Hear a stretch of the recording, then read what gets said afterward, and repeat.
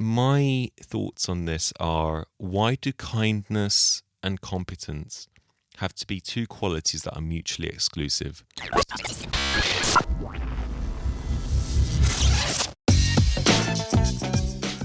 Hello and welcome to A Doctor's View, a podcast looking at everyday health topics and life through a doctor's eyes. Please note that all opinions are my own and should not replace the advice given to you by your own doctor. I'm Dr. Bolivios. Let's begin.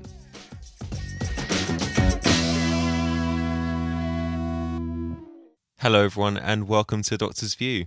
It's been a little while since I've done a podcast on my own perspective of something within medicine, so I wanted this week to talk about professionalism as a doctor and also bullying in the workplace.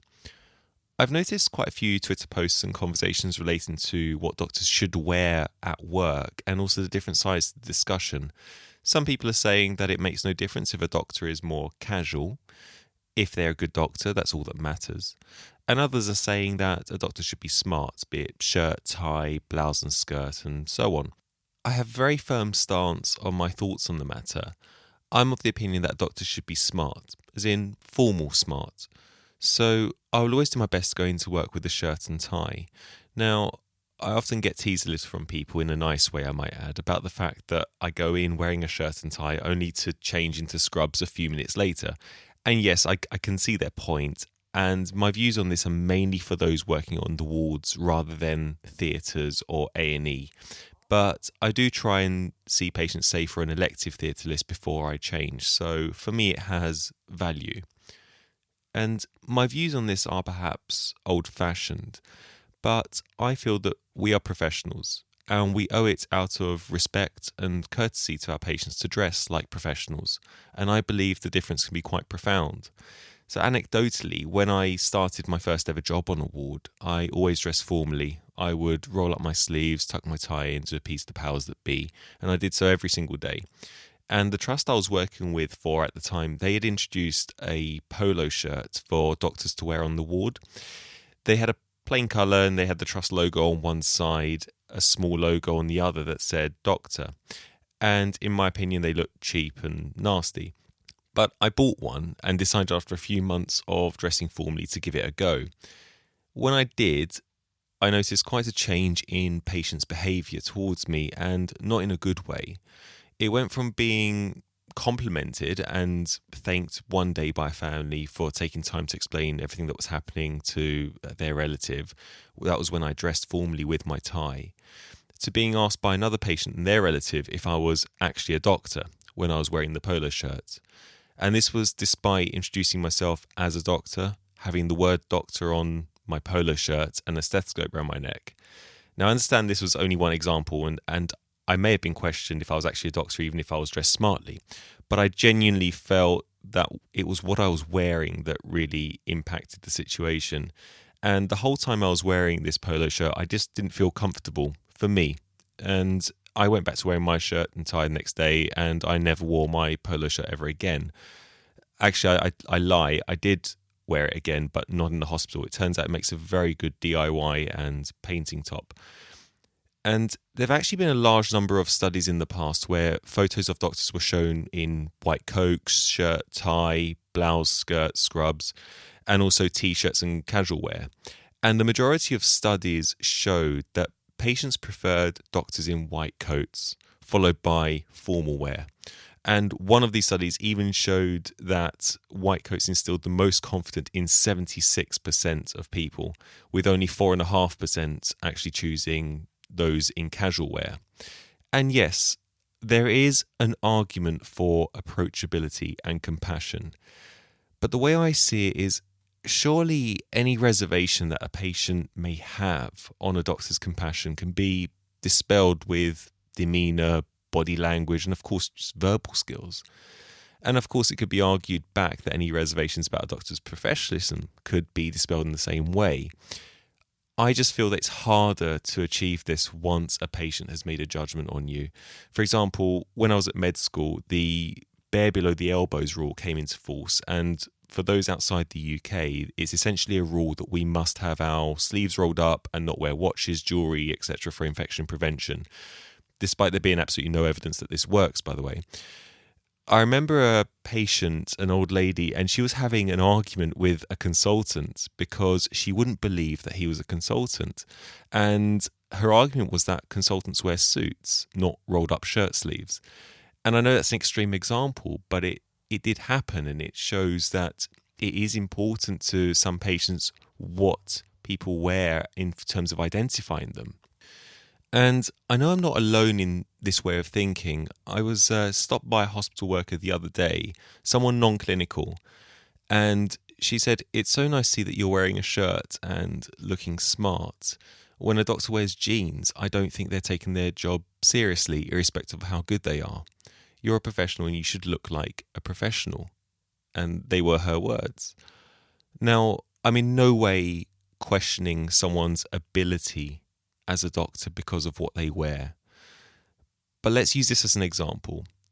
I'm sure a pilot can fly a plane just as well in shorts, t-shirts and sandals.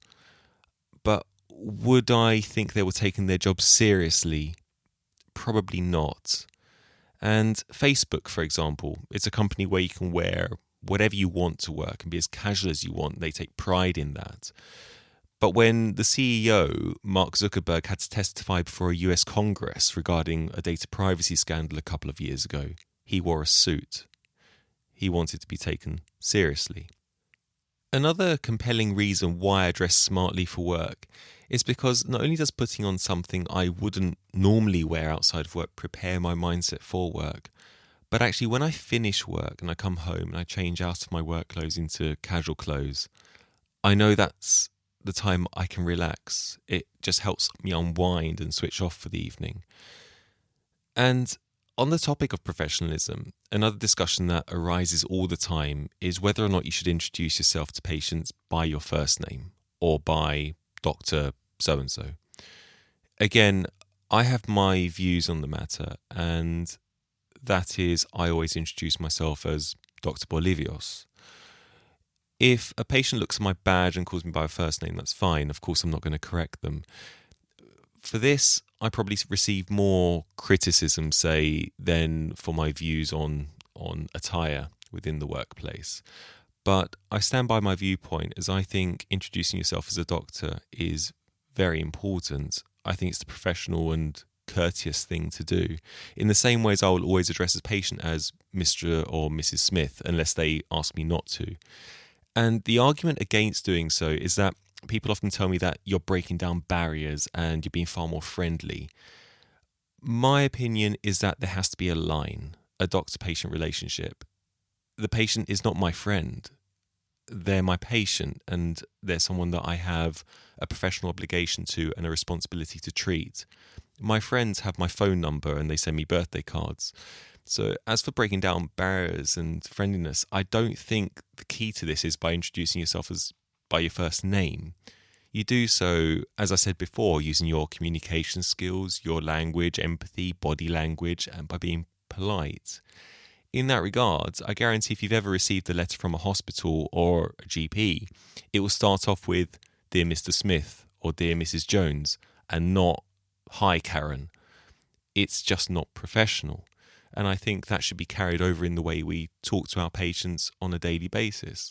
The other reason why I always introduce myself as doctor is, again, for the benefit of the patient. The number of times I've been to see a patient and they say, "Oh, you're the first doctor I've seen. I've been here for 5 hours." And I'll say something like, "But you've just seen the surgeon."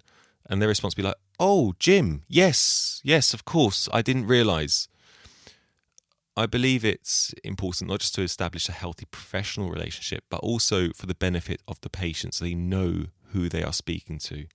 One of the reasons why I wanted to cover this topic, aside from reading a few heated Twitter debates recently, is that I'm aware some medical students listen to this podcast, and I want them to ask themselves, what type of doctor do you want to be?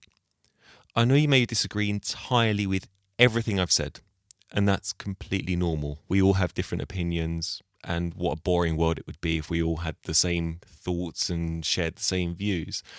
I can only give my opinion. My final thoughts on the matter is that we should not be treating medicine like it's a casual hobby. It's not our hobby. It's a profession.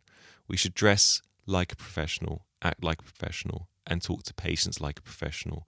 Because whilst you think you're going for a certain casual look or approachability, actually, to a good few patients, you're not relaxed, cool, relatable, approachable. Actually, you're just scruffy. And the bottom line is, it's about the patient, not about your ability to exercise an agenda on freedom of speech and equality. And we must remember that the majority of patients within the hospital are of a generation where they respect formality and they want a professional to act in a certain way. But like I say, you may disagree entirely with me, absolutely fine. Moving on, but following on from professionalism, is another topic I would like to cover today, and this is more of a serious topic, and that is bullying within the workplace. And I believe the hierarchy system has to exist within a hospital for sustainability, leadership, and guidance, and above all, patient safety. But there is a fine line between hierarchy and abuse of power. And before I go on, I want to make it very, very clear that my experiences are in no way a reflection of where I work now or the people that I have and work within anaesthetics. I've actually got nothing but praise for the specialty and in all the places I've had the privilege of working at. My experiences are in fact based on a few years ago, and they actually helped influence my decision to leave my specialty and pursue a career in anaesthetics. And I'll start by saying that every junior doctor is able to relate to an episode where they have been on the receiving end of a senior's voice. And we often hear about the effectiveness of training by humiliation and how being shouted at will make us better doctors. But when a trainee is sworn at for holding a surgical instrument incorrectly or simply standing badly, this isn't training, this is bullying. And learning, by definition, implies that trainees do not possess the same level of knowledge as their teachers. Like learning to play a musical instrument, for example, we can't be expected to play a new piece of music faultlessly on your first attempt. And being victimized and embarrassed for each mistake that you make does not make a trainee perform that task correctly the next time. What it actually does is it makes someone simply not want to try for fear of getting it wrong. And continued victimization through verbal abuse cannot be classed as a training tool. It's simply a reflection on the abuser's personality, rudeness, and overall just lack of professionalism. And my view is medicine, like the military, and as I've said, relies on a hierarchy system to be both safe and efficient. But unlike the military, this should not translate to a profession where employees are scared to go to work each morning for fear of being shouted at or humiliated by their seniors. We're doctors working in a healthcare profession, not soldiers in a boot camp training for war. If a doctor does not possess the ability to articulate their instructions or criticisms without raising their voice or using foul language, then perhaps they should be required to go and attend communication skill workshops before being allowed to talk to patients, maybe. And it can be argued that many who are taught in this manner become brilliant doctors, and many who teach in this manner are brilliant doctors, and I have seen that firsthand. And this way may well be true, but my thoughts on this are, why do kindness and competence have to be two qualities that are mutually exclusive? And thankfully, I've met many people, even within different specialties, who are both kind physicians, caring physicians, and who actually share both these characteristics and were fantastic doctors as well. And poor training is not limited to simply poor teaching techniques, but actually a lack of appreciation as well. And after a typical night shift, no one ever says, or at least I found, no one would say, "Thank you for saving the patient who was in peri-arrest. Thank you for seeing the 12 admissions overnight and clerking them in. Thank you for helping resolve the patient's acute renal failure. Thank you for ensuring all the pre-ops had their bloods taken and being marked and consented. Thank you for placing a patient on the emergency list in the morning in case they needed an operation. Thank you for treating the patient with high potassium. Thank you for speaking to the family of the critically ill patient. And of course, thank you for not waking me. Instead, we receive an angry tone. The admissions list isn't in ward order, and that's not good enough. I'll end by saying that no junior doctor expects companionship from their seniors. However, compassion and respect are qualities that one would expect all healthcare professionals to have. And there'll be many who feel that the way they were taught should influence the way that they teach. And all I'll say is, regarding my previous experiences, I will use that as an example of what not to do.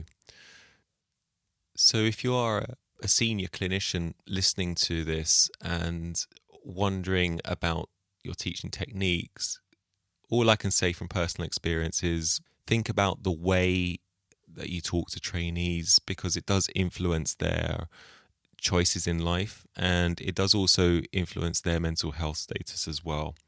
And if you're a medical student, like I say, decide what type of doctor you would like to be. And with that, I will leave you for this week. If there is a topic that you'd like me to discuss on future shows, please do email me at thedoctorsview@gmail.com or direct message me on Twitter at Dr. Bolivios. And if you'd like some behind the scenes photos, you can follow me on Instagram at A Doctor's View.